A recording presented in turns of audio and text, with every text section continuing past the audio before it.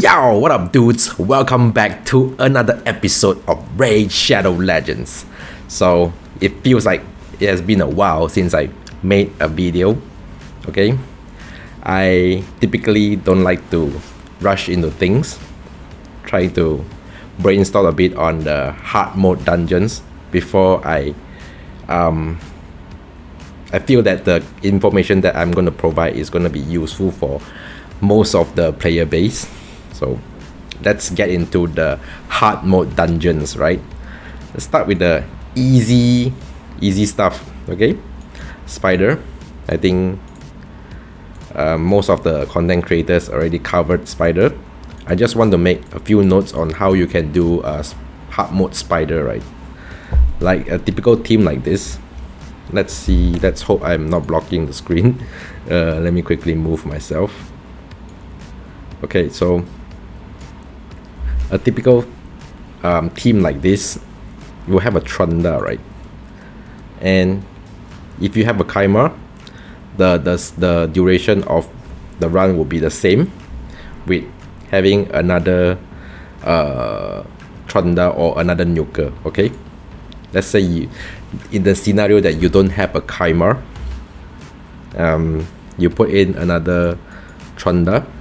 Let me find my other Trunda. If I can just find my other Trunda.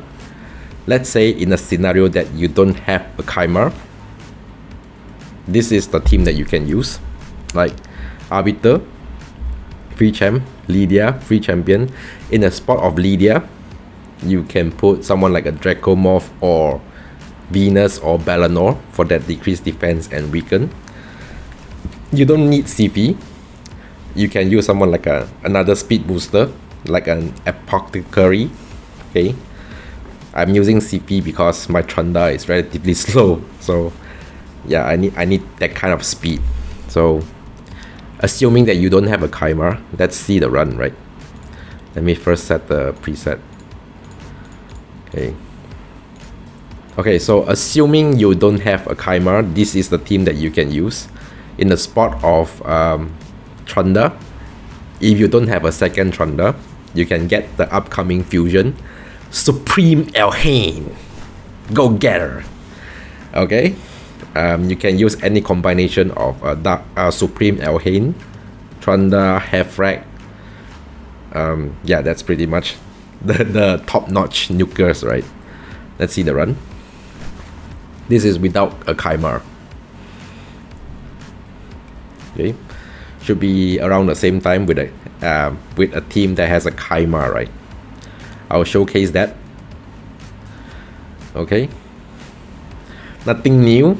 It's already been showcased around other content creators, right? Okay. It's worth noting that my second Trunda is not speed tuned in any way, so there's a bit of disparity here, but it's still gonna end like around 30 to 40 seconds, I think. Yeah, okay, not much of a difference, as you can see. Let's see now with a Chimera, right?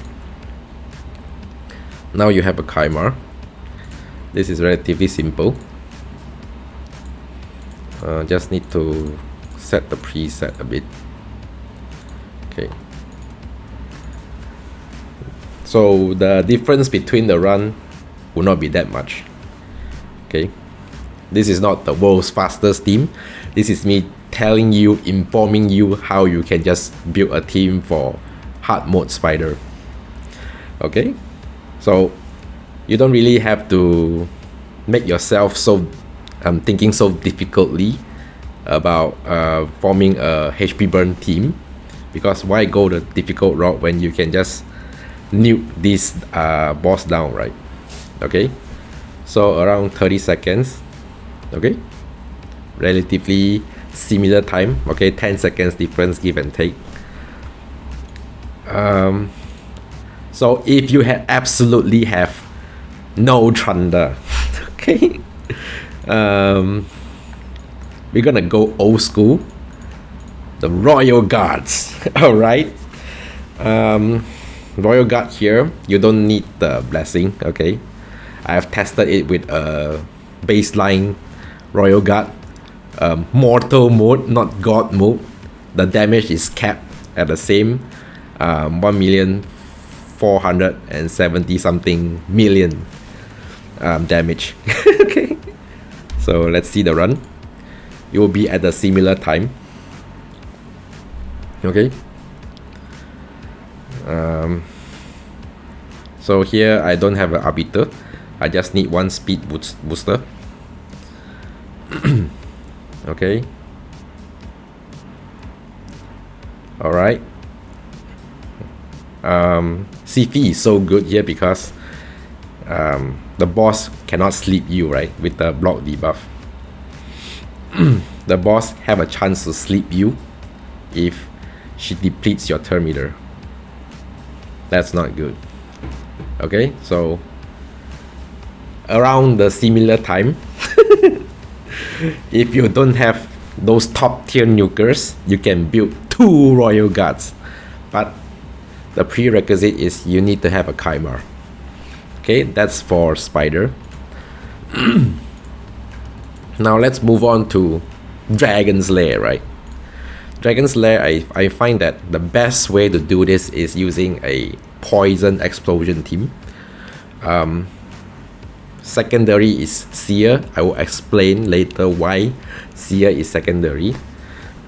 Let's see the run. Today I have Duchess here, right? And Tomb Lord with Dark Kill. Okay, 2 of them are doing the poison, right? Dark Kill is doing the activation, and Elnario as well, but Elnario also brings HP burn with her A1 Chimera to reset. Okay, let's see the run. Okay, this would clear the waves really fast normally. Okay, I will show the presets later if you want to copy this team. I just don't understand sometimes why it will miss Venus. Okay. If it doesn't miss Venus, then I will be at my best run. So relatively easy wave clearing. Alright. Here we go. Okay. The boss. So Duchess, just now I didn't use Duchess A2 because now I need her to pretty much start with the A2. Okay. As you can see, I would let Dark Kael, I would allow Dark Kael to use the decreased attack skill, right, on the boss, because he and Tomb Lord both have decreased attack, which is very good against this boss. If you can keep the decreased attack up, then your chances of surviving would be higher. Okay. Go, get stunned. Come on. I did not speed tune this team at all. Okay. If Dark Kael would proc the activation, it will be faster. Okay, so there you go. My fastest is 1 minute 33 seconds with this team. Second best option should be Seer, because she strips buffs, right? Strips your entire team's buffs. It's quite hard to tune her with Mitrala or Duchess or anyone that cleanses. It's still possible, of course, but it's very troublesome. And there's one benefit if you build this team, like if you have a Tomb Lord and Dark Kael, you can reuse these 2 champions in Ice Golem, which I will show later. Tomb Lord, yes, it's available in the token trader. I am after the run, after this video, maybe you can see whether it's worth getting a Tomb Lord. Okay, so that's a dragon showcase. As for my dragon team preset, right, Duchess for wave 1 at default. Wave 2, I'm going to lock off the A2 because I need her to open with A2 when it's a boss fight. Okay, she'll open with A2 during the boss fight. Tomb Lord going to start with the A2. Okay, and then also start with the A2. We'll lock off the Blight, the A3, because we might need to use the A3. Literally need to open with the A3 during the boss fight. The A3 will bring the decreased attack. Okay, and we'll prioritize the A2 for the poisons. Kaimar will open up with A1, lock off both A2 and A3 for wave 1. For wave 2, we will start with the reset A3, lock off the A2. This is actually a very good skill to strip off the increased attack from the dragon. Okay, so I should open with this. Then when the dragon buffs himself with an increased attack, I will go in with A2. Okay, for Elenario, gonna open with A2. A2 gives poison, additional poisons. Then when everyone is poisoned, she's gonna take another turn and combust, explode the poisons. Okay, on her A3. So same for wave 2, and we're gonna open with the HP burn A1 during the boss fight. As for Dark Kill, wave 1, we're gonna open with A2 and lock it off. Sorry, open with the A2, okay, and lock off the A3. That's about it. We will just use the A2 once and lock the A3. Okay, so during the boss fight, we'll prioritize the decreased attack as well. The A1 will activate the poison or burn, but we also prioritize the decreased attack. So decreased attack becomes so essential for dragon and ice golem. Okay, ice golem pick. Ice golem is relatively hard. Okay, this is the team that I'm gonna use for ice golem, right? I feel like every team I'm using has a Duchess. No doubt Duchess is really strong with a damage mitigation. Okay, because she is taking a lot of the damage mitigation work. That's what allows your team to do more, to function properly. So in this team, we have Uko, we have Tomb Lord, we have Dark Kill. These three champions will be doing decreased attack. I find that becomes the most important debuff to do Ice Golem. And a Sakia, the Sakia spot, you can actually put someone like a Ninja or Walking Tomb Drang. Okay, I don't have a Ninja, unfortunately. She is mainly going to take down the boss. That's her use. So what's gonna happen here is that Dark Kill and Tomb Lord will do the poisons on wave 1 and wave 2, but there's no exploder, a bit slow, yes, but they become useless when they reach the boss. So what they're gonna do is they're gonna focus on decreased attack. Alright, that's what those two champions will provide you at the boss fight. The boss fight is mainly Sakia's show. Let's see the run. Okay. Yep. At the wave, you have Sir Nicholas, right? So Uko has a very good block buff. Thank you. Or else Sir Nicholas might put up the unkillable, which is very annoying, which will slow down the run. Uko also has decreased attack, right, on his A1. That means he's gonna keep putting up decreased attack at the boss fight, which is crazy good. And Uko is a fusion, was a fusion, okay, I should say. Hopefully you have these champs. I try to build teams around champions that mostly are obtainable for the majority of the players, right? Most of them are true fusion or fragments, right? So hopefully this kind of idea would help you build a team. Now you are just basically using the same two champions, Tomb Lord and Dark Kill, from Dragon, put right into Ice Golem. Okay, the difference here is I swap out Elenario for a better HP burn activation. That's about it.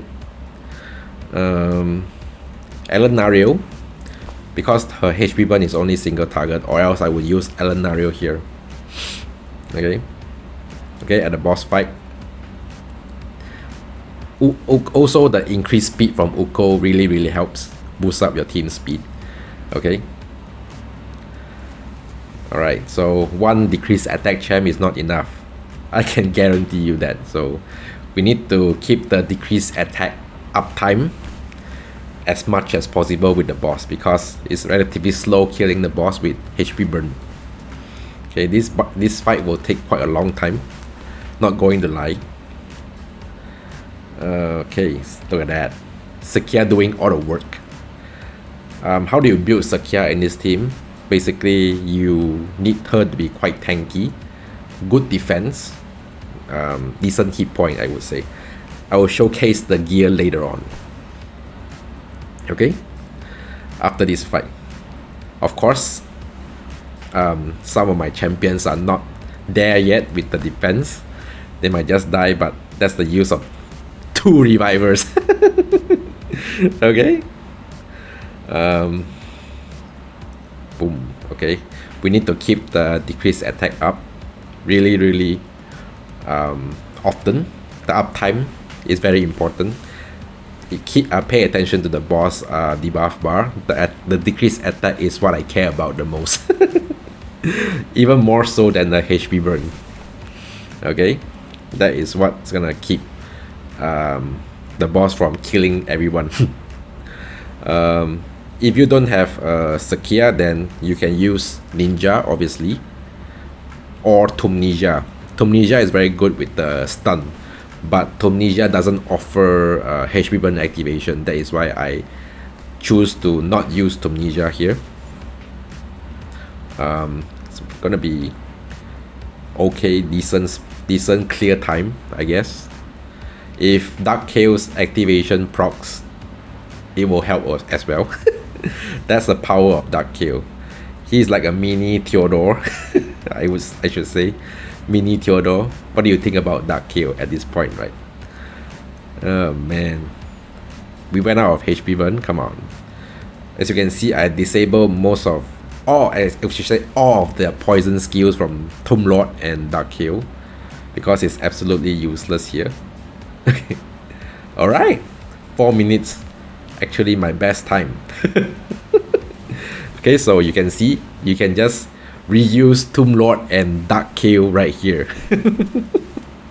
The only difference is you sub in a HP burn champion. That's about it. So the presets for this team, right? Ice Golem hard mode, Duchess pretty much on default. Uko, I don't want him to use his revive, keeping the revive for the boss fight. Okay, he can use the A2 as much as he wants. Alright. For Tomb Lord, on wave 1 he'll prioritize the death burst. Okay, same with the wave 2, and then we will lock out the poison skill at the A2 and only prioritize the decreased attack. The A3 actually brings the decreased attack. Okay. For Sakia, right? Sakia is gonna just help out with the waves with the AoE HP burn and HP burn activation. So pretty much the same for all the waves. As for Dark Kill, I will allow him to use the A3. The A3 will give additional poison during the waves, right? Yep. So for wave 1 is like this.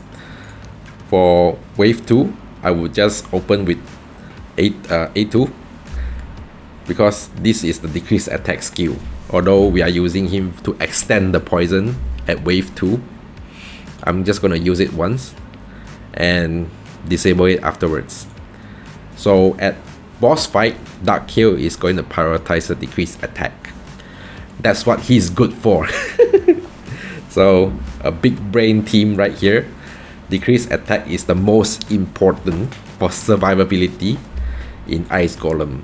I will showcase the champions I've used, their stats, so that you can have a good idea how to build them. My champions are not at the best, not the best in the world, I should say. Okay, so Sakia from Ice Golem, right? Actually, I just take her from my Sand Devil team. Okay, double perception set with one defiance set, which would give her a lot of defense and good accuracy. Okay, double one defiance set, double perception set. Masteries, pretty much the same from Sand Devil. Okay, from pinpoint accuracy down to eagle eye. Fully book her A2 and A3. Okay, blessing obviously is gonna be brimstone because brimstone is so good in Sand Devil. Alright, that's about it. As for Uko is in my arena defense team. Didn't even change anything. In a stun set, which is so good when you fight the Ice Golem minions, have a chance to stun them, right? So these are the stats arena build Uko. Not so much on the defense, but he will survive. Good accuracy, good speed. In a stun set, obviously. Do you need to ascend your gear to do hard mode? No, the answer is no. You see ascension gear here because it's a arena build. Okay, most of my gears here, if ascended, are really for arena. HP percentage with accuracy rolls, speed with speed ascension. Yeah, mostly all these are for arena. You don't have to copy those. So for Duchess, I'm using a bolster set Duchess. Very good for PvE. You can also use this in Hydra. She can be really fast with a bolster set. Okay, she's gonna heal himself, and of course need a good speed on Duchess. Okay, good hit point. Okay defense, not the best defense. Okay. All right. Yeah, good resistance. Okay, sorry. The masteries for Uko, right? I always forget to show the masteries. Uko masteries are all the way down to fearsome presence and some accuracy masteries for the decreased attack. For the skill, fully maxed. Lightning cage blessing, just in case they want to steal my buffs. Okay, I mean in arena. For Duchess, fully book the skill, obviously. Why wouldn't you fully book Duchess? Okay, as for masteries, go down the support tree all the way to timely intervention, and some of the defense tree masteries. This is also useful in arena. As for Tomb Lord is in a speed gear and regen gear, right? As you can see, I did not fully max out the accessories, so his stats are like this. Not the fastest Tomb Lord. Because he doesn't have a good or I should say doesn't have a high base defense, so it's quite hard to make his defense high. Okay, but yeah, he will do with these stats because you have a reviver. Okay, fully book the A2 and A3. Okay, that's a must when you use Tomb Lord. Went down the offense tree down to Giant Slayer, and then the support tree masteries. Okay. As for Dark Kill, you can either put him in a regeneration gear or you can just use bolster set like me. We just want him to auto heal himself. Okay, there's no point building attack from him because he's not doing a lot of raw damage. So good hit point, good defense, decent speed, good accuracy. Okay, fully max his skill because of course we get a fully max. And as for masteries, you can go down the defense tree down to unshakable, additional resistance there, and the support tree for the accuracy masteries. Okay, my Kymar is going to be in arena build, speed gear, 1 speed gear and 2 perception gear, decent accuracy, good speed, a multi-purpose Kymar, I should say. Okay, fully book his skill, of course. The blessing is not going to be of many use in PvE. Masteries went down the support tree down to Eagle Eye, and some defense masteries. That's about it. As for Elenario, there's no point building attack in Elenario. You just want her to combust the poisons. So I think mostly a speed. Okay, 1 set of perception gear and 2 set of speed. We need her to go relatively fast. Okay, this kind of accuracy is required for the poisons only. When she tries to land the poison, okay, when she tries to combust the poison, doesn't need accuracy, and she doesn't need accuracy to land the A1. The HP burn cannot be resisted. Okay, the HP burn here cannot be resisted. Fully book her skills. Blessing went with Phantom Touch. This Phantom Touch is originally for normal mode Fire Knight. Okay, as for masteries, went down War Master, the offense tree down to War Master, and typical accuracy masteries. Okay, that's about it. As for my spider team just now, Trunda, she is in my arena build, I guess. Yeah, arena masteries. I do not use Trunda in my arena team at all. I just recently re-geared Trunda when she becomes viable again for spider. Hard mode spider. Okay, so not the best stats in the world, decent-ish speed, good attack, good crit damage. Okay, baseline Trunda, did not book her skill at all. Well, why would I book the skill, right? Man. Okay, I think that's all. For Royal Guard, if you want to build Royal Guard, you don't need to build Relentless gear if you're using Royal Guard in Spider only. Any gear works as long as you can keep him alive. Build him with good hit point, good speed and hit point. That will do. Okay, and a lot of crit damage. Fully book his skill, of course. If you get blessing, it's gonna be Crushing Ren. And if you're using just for Spider, you can go down to Helm Smasher for the mastery. If you're using him for Hydra, then obviously go for War Master. That's about it for Royal Guard. Very, very straightforward. Okay. I think Lydia is very, very typical, right? You don't need to use Stone Skin gear if you are not using Lydia for arena. You can just use her with immunity gear. Anything would work. Immunity set or just perception set, that's fine. Okay, she just needs to land the decreased defense and weaken. Fully book her skill.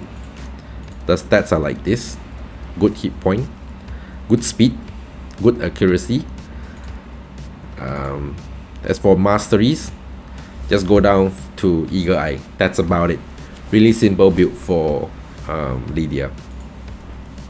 Okay. Okay, so that's about it, I guess. Though for the champions that I use for this video.